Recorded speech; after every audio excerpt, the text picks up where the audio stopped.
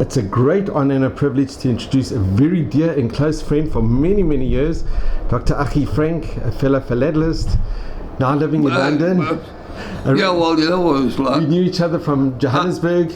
I'm not exhibiting because I got the same award the last two in New York and in London. Got large for male, and in New York I got a large for male with special prize. Wonderful. But they wouldn't give me the 3 extra points to make it a gold. You must exhibit in It's an exhibit that can't get a gold. It's the Canadians in the Boer War. I remember. They don't like wars, apparently. But Achi, can you tell us a little bit about your family? I know you came from Holland. Yeah. But a little bit about your parents and where you grew up. No problem. Well, now? Yeah, please. Oh, right. Have you taken a pic? It's a video. We're doing... Oh, crikey. No, it's wonderful. So you can speak whatever you want to say. See. Well, my name is Joachim Rudolf Frank. That's a full name. And I was born in Holland in 1938. My father was a general practitioner by profession, and he was called up for the army, mobilized in 1940. I last saw him in February 1940. We stayed on during the German occupation, and my mother and I went into hiding in the south of Holland in a place called Schaik, having been born in Os, which is quite near it in the south of Holland.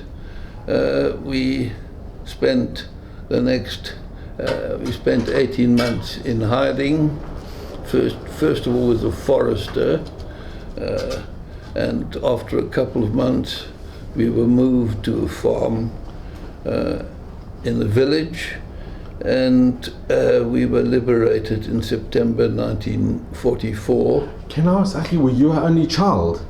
I am an only child, and my parents had been married, were married in 1935. My mother, Betty Meyer, was German Jewish. My father, Rudolf Frank, was Dutch Jewish, and he crossed over in 1940, May 1940, with the remnants of the Dutch army to England, served in England, was loaned to the British Army as a medical officer, and he was stationed in Colombo in Ceylon and did these convoys between Colombo and Melbourne. On the return trip, the third time, a ship was torpedoed, and unfortunately there were no survivors. My mother and I survived the war. After the liberation. Can I just ask you, Achi, during the war, when you were in hiding, who hid you? We were hidden by, first of all, by a forester called Welbers, in the middle of a forest. It was very lonely, and it was a safe place for hiding. The only thing was, whenever there was a raid, we went into the forest, into a tent, and spent the night there. We did about 3 months of that, and then we were moved to a farm, a farming couple, Richard and Nella Arts. They were very kind, very good to us. We lived with them, and my mother and I had a bedroom in the front of the house. There was also a hay loft where there were a couple of other people hiding. One was a Jewish man from the north of Holland called Alex Mock. The other one was a Catholic priest, and they were in the hay loft, and they listened to Radio Orange, so we kept up with news. Radio Orange being the Dutch radio station in London. We kept up with the news. We lived safely. We were discovered by a solitary collaborator soldier, but the people concerned made sure that he did not live to tell the tale. After that, we carried on, and for our mother, of course, it was frightening. One day she was doing the beds and a German patrol passed, and she looked out of the window and they said, "Good morning," in German, "Guten Morgen," and she answered them spontaneously in German. It was a natural sort of feeling. And they spoke to her, and they told her she spoke a good German, and she said, well, she was in domestic service, so they walked off. And we were liberated by the Canadian American forces, Do you remember the dates? That was on the 17th of September 1944, and at lunchtime the column stopped, and there was a small part of the Free Dutch apparently involved in the column as well, in a tank or troop carrier, and it was pointed out to them that there were some Jewish people watching this procession along the highway, and of course the Free Dutch were very interested in it, and the man who was nearest to us was called Rightous Pereira. He was the rabbi chaplain of the Jewish part of the Free Dutch. They were so happy, so pleased to see survivors, and he put me on his shoulders, walked me around. They gave me a slab of chocolate, which was probably taken away from me and shared. Rightous Pereira later became chief rabbi of Holland, and I was the first Jewish child he'd seen during the liberation. Can I ask, when you were in hiding, did you have enough food, or did you always go hungry? We were very, very fortunate, whereas many people didn't have enough food. We were on a farm, on a prosperous farm. The farmer was prosperous, and there was food. There was no problem with food. So, unlike other people, we had no food problems. Unlike when we stayed with the forester, where things were tricky. But once on the farm, we were well looked after, and they did their own manufacturing. They made butter. They had calves, which they butchered, etc. While we were staying with the forester, food was sparse, and my mother had to fall in with whatever came along in food, but later on she was in a different position. Do you remember the name of the forester? Pardon? Do you remember the name of the forester? Of the forester, yes, it was Willem Welbers. He had a daughter who he was a widower with a daughter and a couple of sons, and they tried their best. We also remained friendly with them after the war. In fact, we went to the daughter's wedding in 1947, and the farmer, we were far more friendly.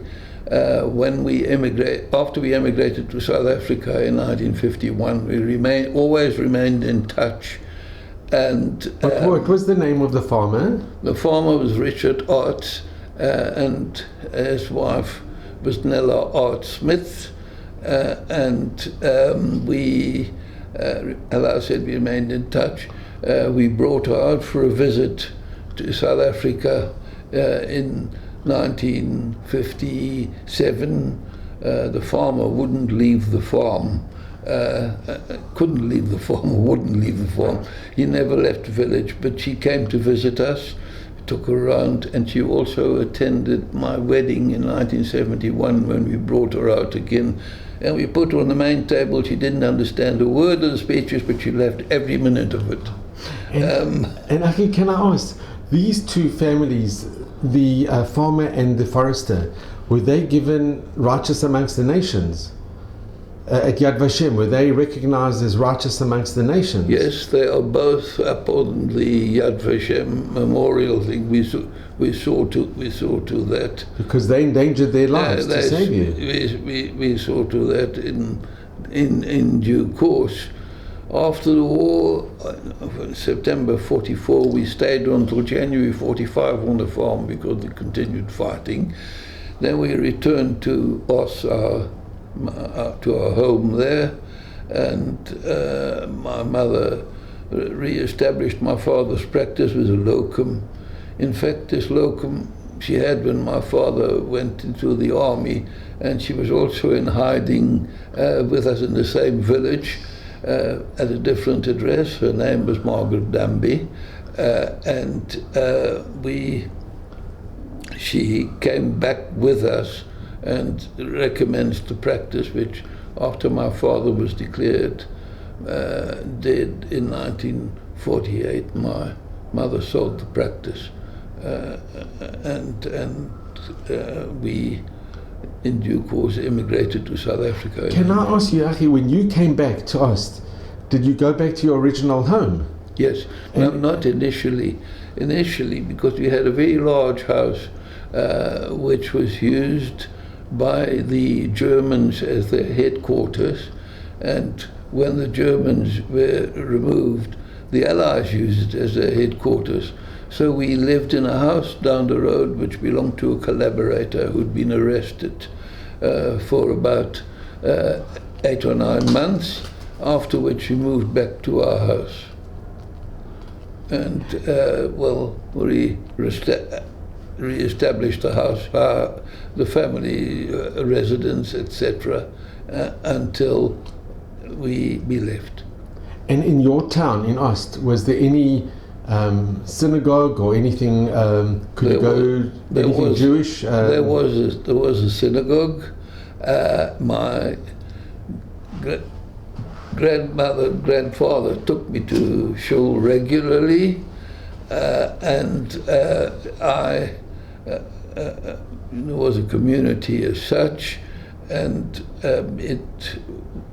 later on the community increased in size, and they built a new synagogue. But unfortunately, a friend of mine who remained in the city and became chairman of the congregation, unfortunately, he had to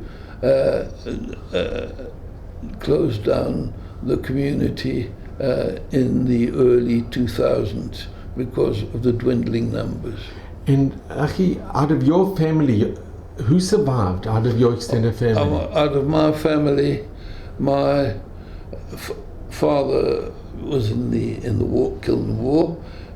His sister, Betty Frank, was taken by the Germans off the street in 1943, and she was sent to Westerbork camp first, and then to Sobibor, where she was murdered. And my father's brother survived the war in hiding in the south of Holland with his parents. And the sad thing is that my grandparents lost 2 of their 3 children in the war. And your grandparents survived as well? My grandparents survived as well. My grandfather dying in 1959. How did they survive, your grandparents? They were in hiding in a place called Brunsum in Limburg in the south of Holland. And they survived, and they remained there and returned to their home in Amsterdam in 1945. And Achi, what made your mother decide to immigrate to South Africa? Sorry? Why did your mother decide to immigrate to South Africa? For a very simple reason. In 1948, my mother's brother, who had immigrated from Germany to South Africa in 1936 to escape the Nazis, 1948 came for a visit, and he said, what are you doing here? It looks like another world war. This was when the Cold War with the Russians was on. Looks like another world war, and you've been looking after our parents, my grandmother having died in the meantime, all this while.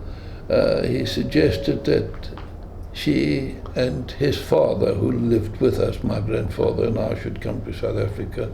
And there was very little to keep my mother in Holland at the time, so we emigrated. For safety reasons, we did one of them. And you went, when you came to South Africa, did you go straight to Johannesburg?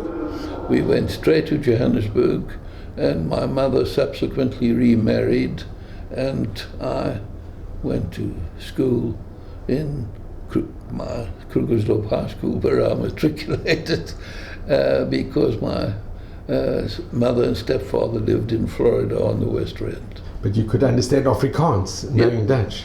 Yeah.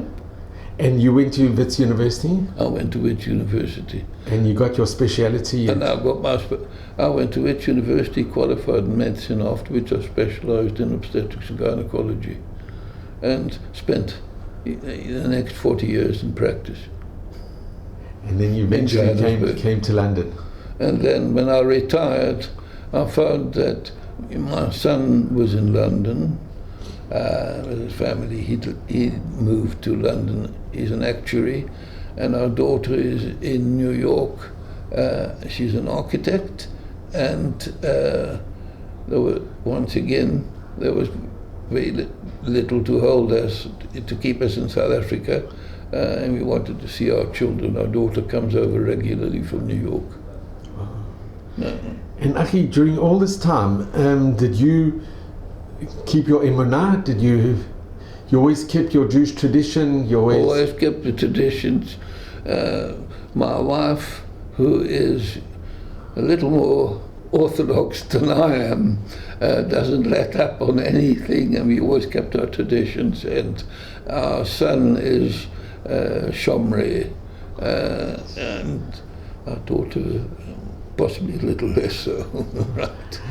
And Achi, if I had to ask you, what message do you impart to the next generation, to your children and to the next generation? Well, to the next generation, the message is that one's got to be aware of one's surroundings, or the politics of those surroundings, of the way of life you wish to have. Education is the most important thing, and also to stick to one's religious background and to remain part of the religious grouping as far as possible. So, I just want to come in to thank you. Now, who's this going to?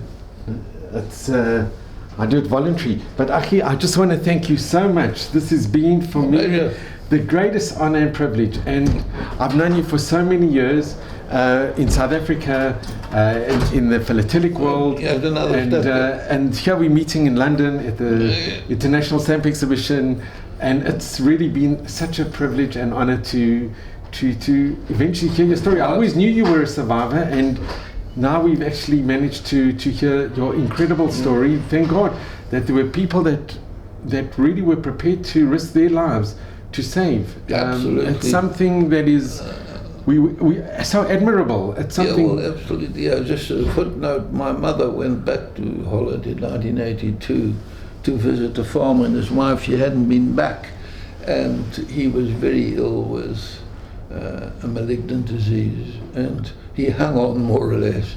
He died a couple of days after she'd been to visit him. And she saw him? She saw him. It must have been very emotional. Last chat. And I remember when I was in Holland, first time on a visit in 1966, he and I were having a quiet chat, watching the Holland-Belgium football match and having a pint of beer, and I said, look, what made you take this risk?